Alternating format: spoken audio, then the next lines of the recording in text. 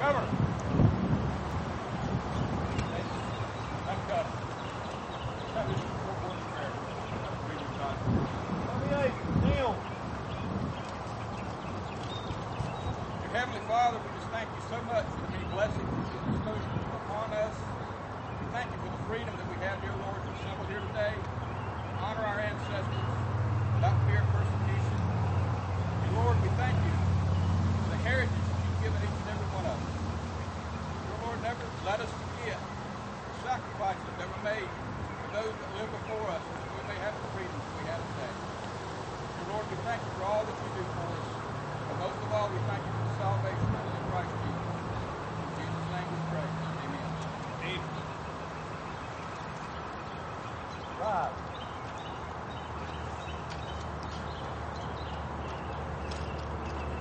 Once again, thank all of you for coming out here. It's 38 gentlemen for being here.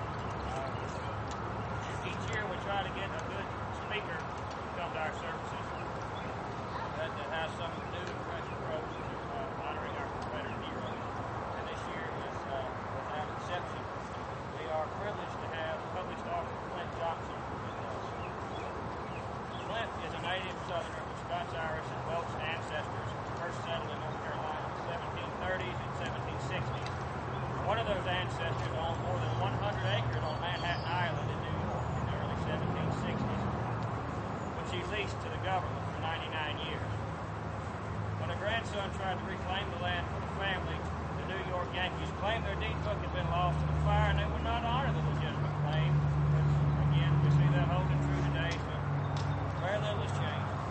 As late as the 1920s, members of his family were trying to sue New York for return of their property. Clint counts Confederate soldiers from Florida, Georgia, and Alabama among his more recent ancestors. He is a native of Fish Branch, Florida, an unmapped community of orange groves, cypress, bayhead, cattle ranches, panthers, bobcats, alligators, and otherwise friendly neighbors. Fish Branch is what Florida was before Walt Disney World changed the state.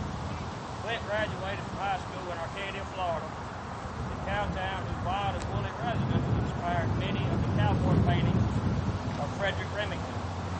He also graduated from the University of Florida with a degree in journalism. Fascinated with the war for Southern independence since the fourth grade, Clint has written 8 books on the war. One of his other favorite subjects and projects was helping Clarence Big House Gaines, one of the nation's best basketball coaches, write his biography. Obviously, if you know Clarence Big House Gaines, coach of Salem State here. Clint has also written 2 corporate biographies and hundreds of newspaper and magazine articles on business, history, and travel, not the least of which is the popular Politically Incorrect Guide to the South. So that's in bookstores every day. I was in the airport 2 weeks ago and saw it in the bookstore in Atlanta and again in Biloxi, Mississippi. Clint and his wife Barbara, their cats, dog, and horse live in the mountains of North Carolina, where the Over Mountain men gathered to fight for where the King Mountain, South Carolina, in the American Revolution. So, ladies and gentlemen, without further ado, I give you Clint Johnson. Thank you.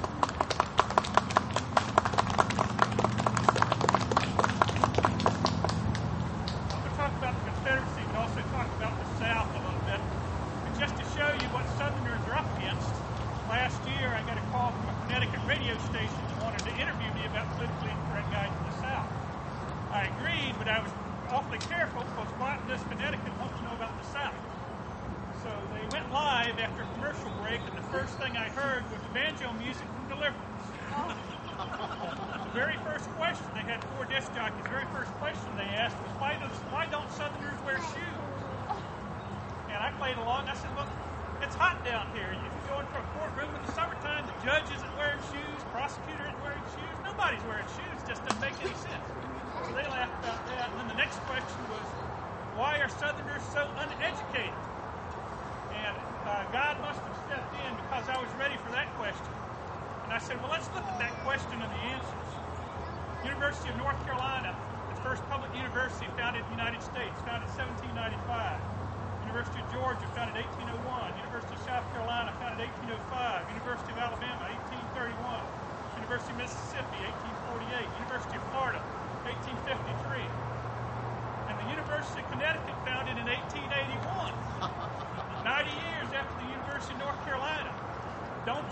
Yankees in Connecticut believe in educating the sons and daughters of average people. And there was dead silence. If you know what dead air means on the radio, it is what the station manager starts running towards the room to figure out what's going on. None of them had an answer for that. We were off to the races after that, so it was bantering back and forth. And after they sent me an email saying the lines were lit up for 15 minutes after that because there were so many angry Yankees that I had exposed them. But that's the way that most of the northern news media at least looks at us. Hollywood comedians and northern transplants look at us southern natives. We are the rednecks, clay-eating, moonshine-making, back-a-spitting, gap-toothed, no-tooth, gun-toting, snake-handling clan members who bury our first cousins. Now, some of that is true. I will admit to being a gun-toter and a moonshine drinker. I maintain any good southerner with one phone call can come up with a quart jar of moonshine. Show of hands, anybody else can do that? You people need to get around like that. Too many outsiders look down on us southerners because they only believe what they're told by the people in Connecticut. The truth of it is, if it had not been for Southerners, this nation would not exist. Southerners wrote the Declaration of Independence. Thomas Jefferson consulted Virginia resolves in writing the document. Those were written by the grandfather and great uncle of Robert E. Lee. Jefferson also consulted the Mecklenburg Declaration, written by Charlotte, North Carolina farmers. You're not familiar with that document. It was issued a month after the firing on the farmers of Lexington and Concord, Massachusetts. The Massachusetts people didn't do anything to protest that, not very much anyway. 1,000 miles away, farmers in Charlotte, North Carolina said, it is time for us to leave Great Britain. They were defending people they'd never seen 1,000 miles away. At the same time, the northern colonists were asking King George of England for permission to leave his empire. Southerners like Patrick Henry of Virginia were demanding, give me liberty or give me death. Southerners wrote the United States Constitution. For 10 years after the American Revolution, we lived under the Articles of Confederation, which was written by two Yankees, but one unfortunate Southerner also contributing to it. This was government by committee. Nothing could get done. There were no provisions for virtually anything.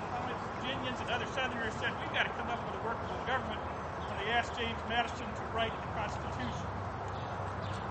But he did that. Once the Constitution was written, we also showed our natural rebelliousness, and George Mason, also from Virginia, says, I'm not signing the Constitution unless we have a Bill of Rights for the average citizen. And to its credit, Massachusetts, of all places, also came out and said we wanted a Bill of Rights. So you had George Mason stand off against James Madison.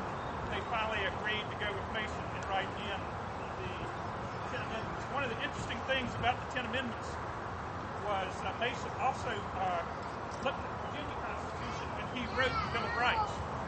And the number 10 on some of the statements of that Constitution is the right to bear arms. Mason moved that up to number 2 in the Bill of Rights, which shows you that already he was thinking about we better be able to defend ourselves against a growing federal government. So it's always interesting that he thought it was more important to move it up.